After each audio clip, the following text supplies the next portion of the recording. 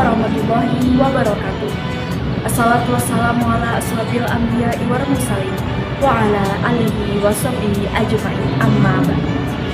Pertama-tama dan yang paling utama, marilah bersama-sama kita panjatkan puja dan puji syukur atas kehadiran Allah Subhanahu wa Ta'ala, karena atas nikmat rahmat dan karunia-Nya kita semua dapat diberikan kesehatan dan juga kenikmatan yang tak terhingga, mulai dari nikmat iman dan juga nikmat Islam.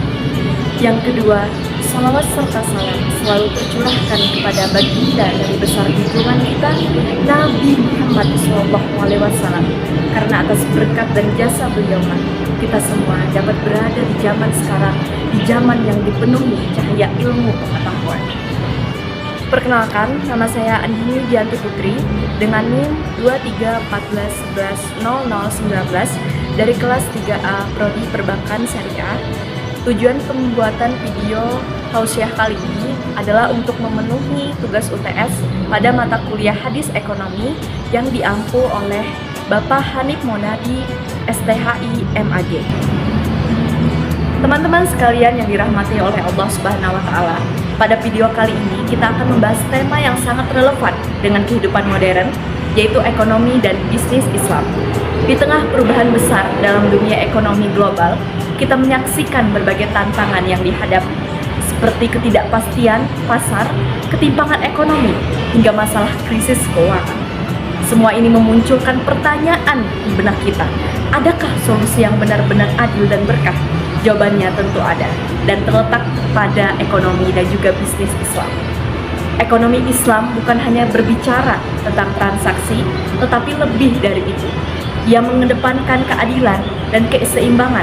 Salah satu prinsip penting yang dijunjung tinggi dalam Islam adalah larangan terhadap riba. Rasulullah SAW dengan tegas melarang riba dalam berbagai bentuknya.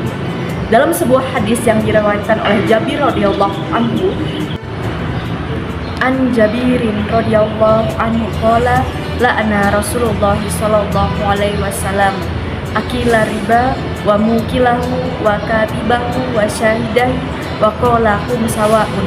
Dari Jabir radhiyallahu anhu, ia berkata, Rasulullah sallallahu alaihi wasallam melaknat pemakan riba, hasil riba, pencatatnya dan kedua saksinya, dan beliau bersabda, mereka itu sama. Hadis riwayat Muslim. Hadis ini menjadi landasan bahwa dalam Islam bentuk keterlibatan dengan riba sungguh sangat dilarang, karena riba merupakan sumber ketidakadilan yang dapat merusak tatanan ekonomi. Bisnis dalam Islam harus bersih dari unsur-unsur yang dapat merugikan salah satu pihak dan menyebabkan ketidakseimbangan sosial. Saat dunia mengalami krisis ekonomi, kita melihat bahwa sistem ekonomi konvensional yang berbasis bunga dan juga spekulasi sangat rentan terhadap goncangan. Sebaliknya, ekonomi Islam menawarkan stabilitas. Mengapa demikian? Karena dalam ekonomi Islam, investasi harus berdasarkan aset nyata, bukan spekulasi. Dengan kata lain, ekonomi syariah didasarkan pada aktivitas produktif yang nyata, seperti perdagangan, pertanian, dan industri yang mampu menghasilkan nilai tambah bagi masyarakat. Islam sangat menekankan pentingnya kejujuran dalam bisnis.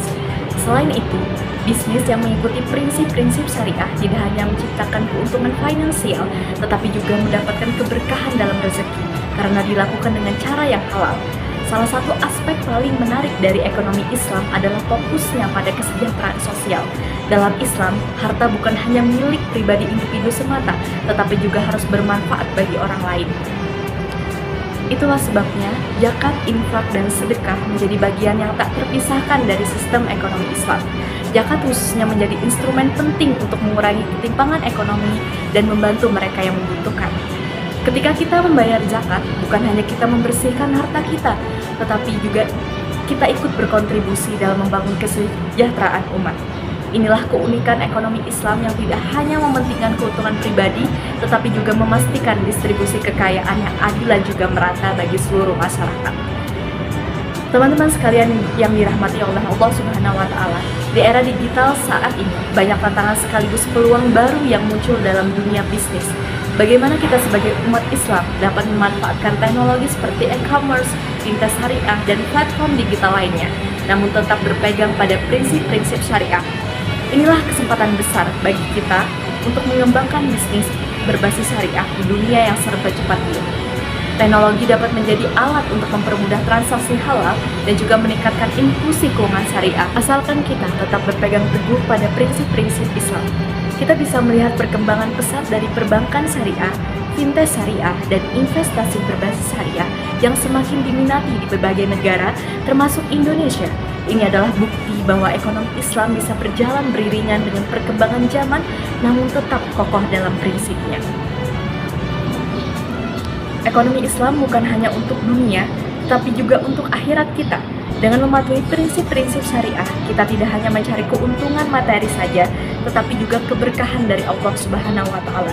Dunia bisnis memang penuh dengan tantangan, tetapi dengan mengikuti prinsip Islam, kita dapat menghadapi tantangan tersebut dengan solusi yang adil, berkah, dan berkelanjutan. Marilah bersama-sama kita menjadi generasi muda yang peka terhadap syariah Islam dan selalu menjunjung kejujuran dan bebas dari unsur-unsur yang dilarang dalam bermuamalah pada kehidupan sehari-hari. Semoga kita semua senantiasa diberi hidayah oleh Allah Subhanahu wa Ta'ala untuk selalu mencari rezeki yang halal dan menjauhi hal-hal yang diharamkan, sehingga hidup kita lebih berkah dan ekonomi kita lebih stabil dan berkelanjutan. Teman-teman sekalian yang dirahmati oleh Allah Subhanahu wa Ta'ala, sekian video tausiah yang dapat saya sampaikan.